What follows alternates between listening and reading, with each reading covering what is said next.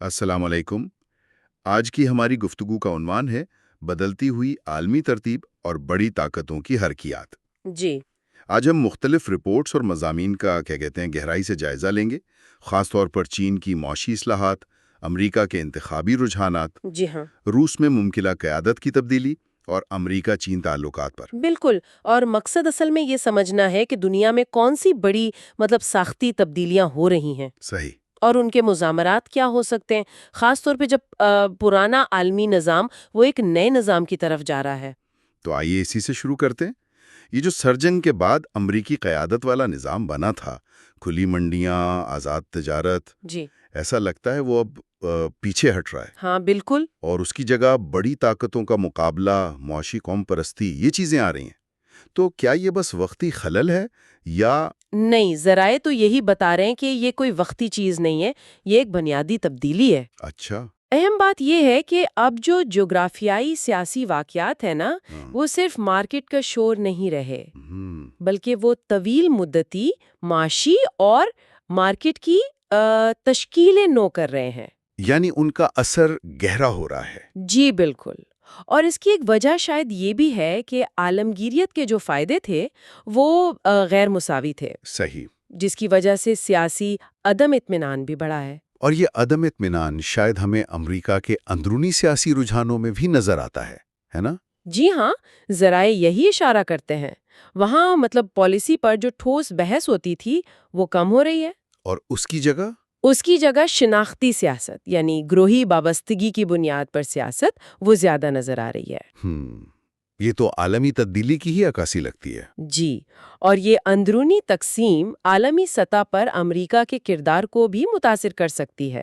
لیکن چلیں اب ذرا چین کی طرف دیکھتے ہیں، کیونکہ عالمی سطح پر چین کا عروج ایک بہت بڑا عنصر ہے۔ بالکل، چین کی کہانی تو واقعی حیران کن ہے۔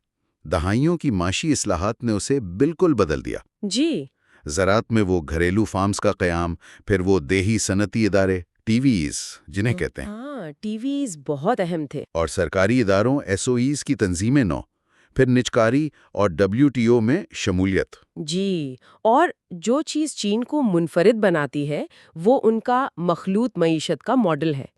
نجی شعبہ بہت بڑا ہے، لیکن سرکاری اداروں کا اثر و رسوخ، خاص طور پر مالیاتی شعبے میں، وہ ابھی تک بہت گہرا ہے۔ اور ایک اور چیز، وہ گوانشی یعنی وہ سماجی روابط والا نظام۔ جی ہاں، سماجی روابط اور نیٹ ورکس، یہ ان کے کاروباری کلچر کا ایک اہم حصہ ہے، کبھی کبھی رسمی طریقوں سے بھی زیادہ اہم۔ لیکن اتنی تیز ترقی کے ساتھ کچھ سماجی چیلنجز بھی تو آئے ہوں گے، ذرائع کیا کہتے ہیں؟ بالکل، ذرائع بتاتے ہیں کہ عدم مساوات بہت بڑی ہے، شہروں اور دیہاتوں میں، امیر اور غریب علاقوں میں۔ اوہ! اور جو پرانے سماجی تحفظ کے نظام تھے وہ بھی کمزور پڑ گئے۔ جس سے عام لوگ متاثر ہوئے ہوں گے۔ جی، کروڑوں لوگ۔ اور اسی دوران امریکہ چین تعلقات کو دیکھیں، وہ بھی کتنے بدلے ہیں، پنگ پونگ ڈپلومیسی سے شروع ہو کر آج تجارتی جنگ اور تائیوان پر کشیدگی تک۔ صحیح، یہ واقعی بدلتی عالمی حرکیات کی نشانی ہے۔ اچھا، اب ذرا روس کی طرف آتے ہیں۔ یوکرین جنگ نے وہاں کے نظام اور قیادت پر کافی سوالات کھڑے کر دیے ہیں۔ جی بالکل، پیوٹن کی قیادت اب شاید پہلے جیسی غیر متزلزل نظر نہیں آتی۔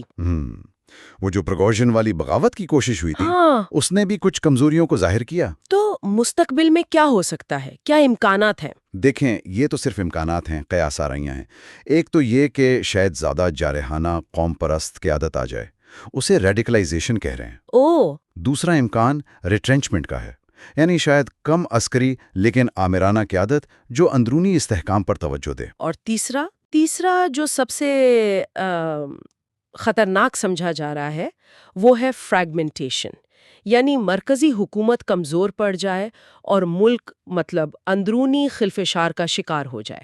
اس میں تو جوہری ہتھیاروں کی حفاظت کا بھی مسئلہ ہوگا۔ جی، یہ بہت بڑا خدشہ ہے۔ تو ان حالات میں امریکہ اور اتحادیوں کی کیا ترجیحات ہونی چاہیے؟ بنیادی طور پر تو استحکام قائم رکھنا، جوہری ہتھیاروں کی حفاظت کو یقینی بنانا اور یوکرین کی حمایت جاری رکھنا، کیونکہ یوکرین کی صورتحال روسی قیادت پر دباؤ برقرار رکھنے کا ایک ذریعہ بھی ہے۔ تو ان سب چیزوں کو ملا کر دیکھیں، عالمی نظام میں تبدیلی، چین کا کردار، روس کی ممکنہ سمت، تو مجموعی طور پر کیا سمجھ آتا ہے؟ مضرات کیا ہیں؟ میرے خیال میں سب سے بڑا سبق یہ ہے کہ ہم ایک نئے دور میں ہیں۔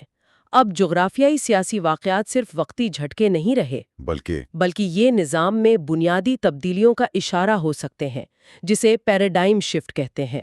پرانے اصول کمزور ہو رہے ہیں۔ اور معیشت پر اس کے کیا اثرات نظر آ رہے ہیں؟ ہم دیکھ رہے ہیں کہ معاشی آلات جیسے ٹیرف ہیں، پابندیاں ہیں، ان کو بطور ہتھیار استعمال کرنے کا رجحان بڑھ رہا ہے۔ صحیح۔ یہ تبدیلیاں عالمی استحکام، تجارت، معیشتوں، سپلائی چینز، ان سب پر گہرے اثرات ڈال سکتی ہیں۔ اور عام زندگی پر بھی؟ جی بالکل، مہنگائی بڑھ سکتی ہے، چیزوں کی قلت ہو سکتی ہے۔ آخر میں ایک سوال جو شاید سوچنے کے لیے اہم ہے، جیسے جیسے یہ پرانے اصول ختم ہو رہے ہیں اور بڑی طاقتیں خود بھی اندرونی اور بیرونی دباؤ کا شکار ہیں، تو اس زیادہ بٹی ہوئی دنیا میں بین الاقوامی تعاون کی کون سی نئی شکلیں ابھر سکتی ہیں، یا کیا تنازعات مزید گہرے ہوں گے؟ آپ بتائیں کہ آپ کو ہماری یہ گفتگو کیسی لگی؟ اگر اچھی لگی تو پلیز ہمارے YouTube چینل کو سبسکرائب کریں اور مزید اپڈیٹس کے لیے بیل آئیکن کو دبائیں۔ شکریہ۔